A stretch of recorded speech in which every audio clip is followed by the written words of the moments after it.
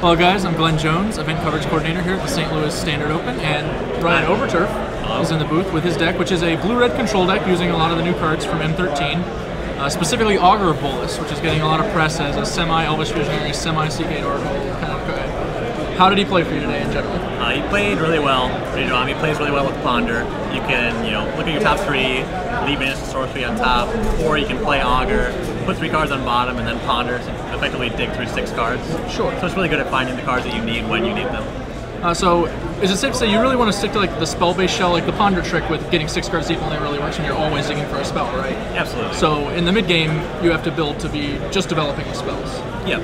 I think one of the biggest incentives of playing red at all in the format, much less like a red control deck like this, is Bonfire of the Damned. Yeah, right? Absolutely.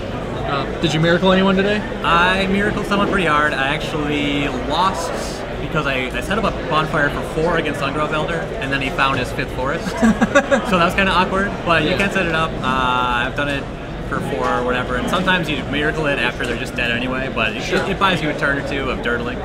Awesome. So in addition to Augur, you have Snapcaster Mage, which is another like bear that creates card advantage. We're all very familiar with Snapcaster Mage, but in this deck you're mostly just flashbacking Ponders and then like the removal spells, plus obviously Mana Leak.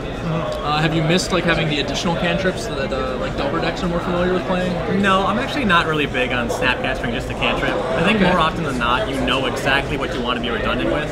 And this deck's very good at being very redundant. Against the decks that you want counter spells, you're going to be waiting until you can Snapcaster a Mana Leak because you only have 4 in the main deck.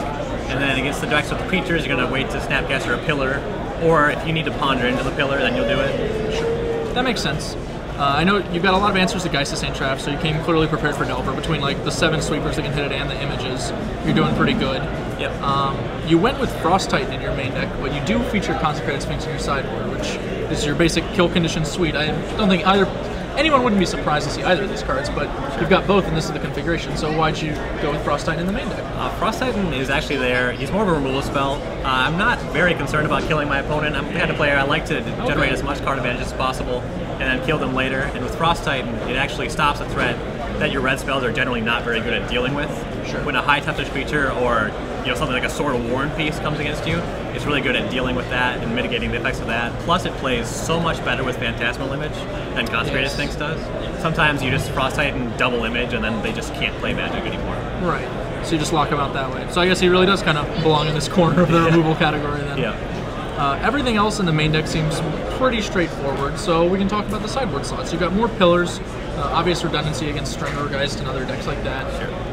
You've got more images for the Geists. Who are you bringing the Consecrated Sphinx in against? Pretty much everybody, actually.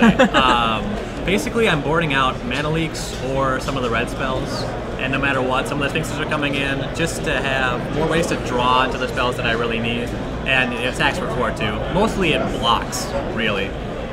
But yeah, decks aren't really expecting to need so much removal against me. Vapor Snag's not very good against my decks, so I might be boarding that out. Sure. I need them to come in. So basically in the main deck you've sort of hedged by running the cards that are generally like strong spells and specific removal spells, but then you hedge out into just being a full-on control deck with only the spells you want post-board games. Okay. And you've got the Cavern of Souls for other counter decks. Generally just use those to force down your Titans or your Sphinxes or what have you. More than anything, I wanted more lands. And I didn't want to, and I have enough blue sources as it is, and I don't really want any more mountains. So I just figured the uncounterability is a nice bonus, but I'm going to be boarding into more lands against like an Esper control deck. That makes sense. Do you sometimes just bring in the 2 and like cut spells for those? Or? Yeah, like sometimes you just trim something like Think Twice, which is kind of marginal. You're definitely trimming, most of your red spells, and if sometimes they don't even have Lingering Souls, so you don't even want Bonfire at all. So you have a lot of room. So what matchups do you generally look for with this deck? What are you hoping to play against? You really want to play against the very aggressive decks. Restoration Angel, there's definitely a lot of concessions to that card in this deck.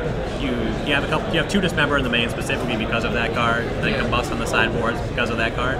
So mostly you want to be playing against Strangler Geist that doesn't get Rancored, and things like green-red aggro are pretty good, and the mono-black control deck just can't beat this deck, because they're trying to kill your creatures and you're just trying to win eventually, so you just Bonfire them out of the game. You actually fireball them? Yeah, you just fireball them like 3 times. Yeah. Alright, sweet. Thanks, Ryan. And guys, that's the blue-red control deck.